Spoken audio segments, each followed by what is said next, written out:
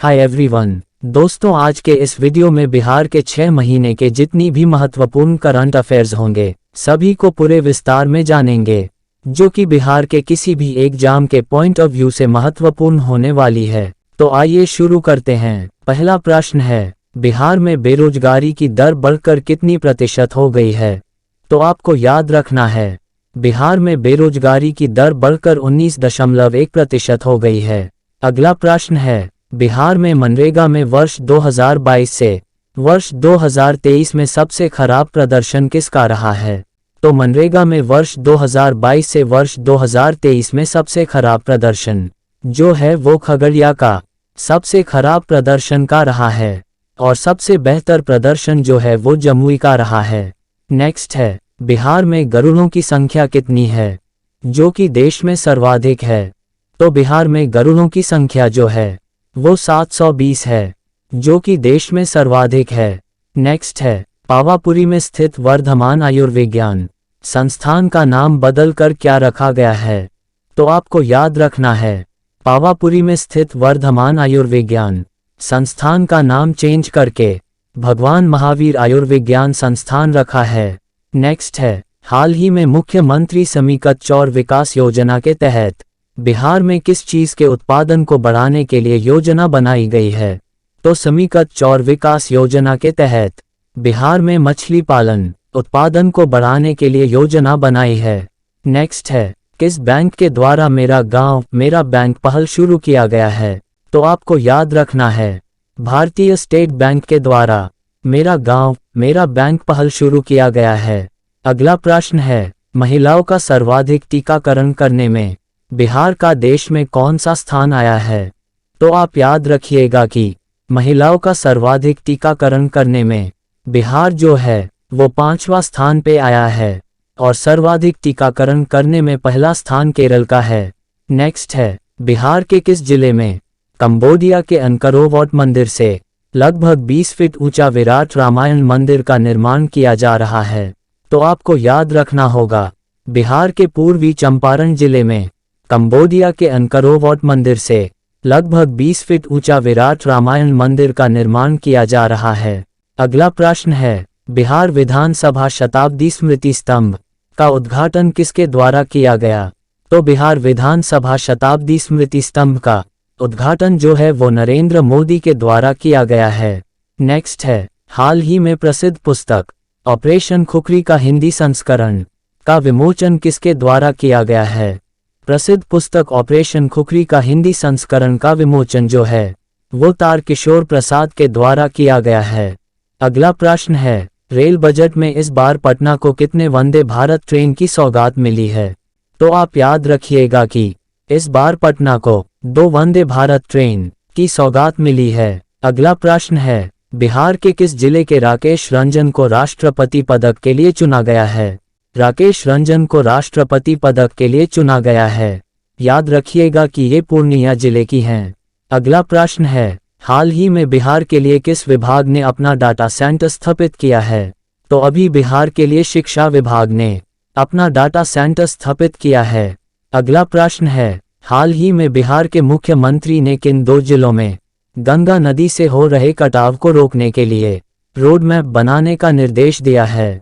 तो बिहार के मुख्यमंत्री ने भागलपुर व कटिहार जिलों में गंगा नदी से हो रहे कटाव को रोकने के लिए रोड मैप बनाने का निर्देश दिया है।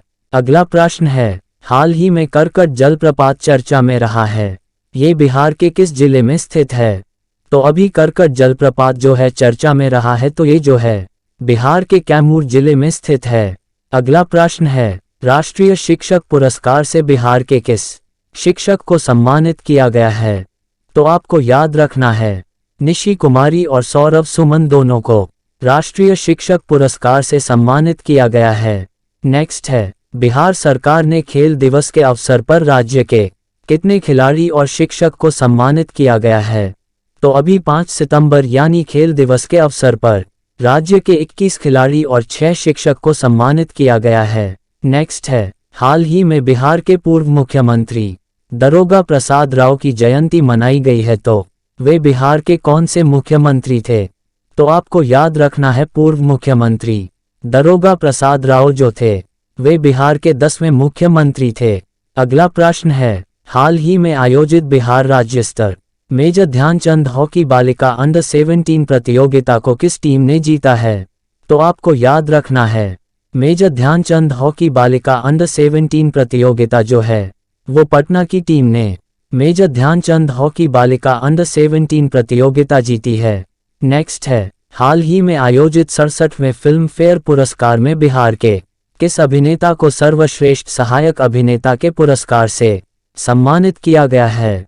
तो आपको याद रखना है, अभी हाल ही में आयोजित 67वें फिल्म फेयर पुरस्कार में बिहार के पंकज त्रिपाठी को सर्वश्रेष्ठ सहायक अभिनेता के पुरस्कार से सम्मानित किया गया है।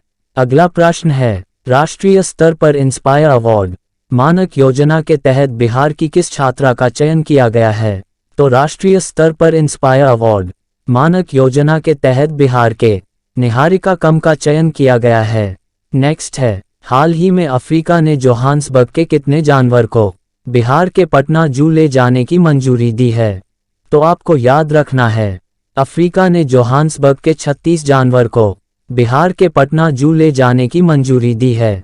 नेक्स्ट है, बिहार के किस रेलवे स्टेशन को हाल ही में ग्रीन रेलवे स्टेशन परियोजना के तहत सिल्वर रेटिंग प्रदान की गई है? तो आप याद रखिएगा, बिहार के भागलपुर रेलवे स्टेशन को सिल्वर रेटिंग प्रदान की गई है। नेक्स्ट है, हाल ही में बिहार के किस जिले के प्रोफेसर अरुण कुमार झा को विश्व साहित्य शिक्षक पुरस्कार से सम्मानित किया गया है? तो प्रोफेसर अरुण कुमार झा को विश्व साहित्य शिक्षक पुरस्कार से सम्मानित जो किया गया है वो बिहार के मधुबनी जिले के हैं। नेक्स्ट है, बिहार के किस जिले में फल्गु नदी पर भारत के सबसे बड़े रबर डैम का उद्घाटन किया गया है? तो आपको याद रखना है, बिहार के गया जिले में फल्गु नदी पर भारत के सबसे बड़े रबर डैम का उद्घाटन किया गया है। नेक्स्ट है, हाल ही में 33वीं जोन जूनियर एथलेटिक्स चैंपियनशिप में बिहार को पहला गोल्ड किसने दिलाया है? तो आपको याद रखना है, राजन महतो ने 33वीं जोन जूनियर एथलेटिक्स चैंपियनशिप में बिहार को पहला गोल्ड दिलाया है। अगला प्रश्न है, बिहार के किस प्रसिद्ध उत्पाद को जीआई टैग दिया गया है? तो बिहार के मरचा चावल उत्पाद को जीआई टैग दिया गया है। नेक्स्ट है, बिहार में किसे स्वच्छ सुजल शक्ति सम्मान 2023 से सम्मानित किया गया है? तो बिहार में बबीता गुप्ता कुमारी को स्वच्छ सुजल शक्ति सम्मान 2023 से सम्मानित किया गया है। अगला प्रश्न है, लक्ष्मी झा जो कि केवल 36 घंटे में माउंट किलिमंजारो पर चढ़ने वाली पहली भारतीय महिला बनी हैं, इनका संबंध किस जिले से है? तो आपको याद रखना है, लक्ष्मी झा जो कि केवल 36 घंटे में माउंट किलिमंजारो पर चढ़ने वाली पहली भारतीय महिला बनी है, तो इनका बिहार के सहरसा जिले से संबंध है। नेक्स्ट है, इंडिया जस्टिस रिपोर्ट 2023 जो कि हाल ही में प्रकाशित हुई है, इनमें बिहार का कौन सा स्थान है? तो इंडिया जस्टिस रिपोर्ट 2023 जो कि हाल ही में प्रकाशित हुई है, इनमें बिहार का 16वां स्थान है। चलिए दोस्तों, वीडियो को यही खत्म करते हैं। उम्मीद करते हैं वीडियो आपको पसंद आई होगी, तो एक लाइक एक शेयर साथ ही चैनल को सब्सक्राइब कर ले। मिलते हैं अगली वीडियो में, तब तक के लिए जय हिंद जय भारत।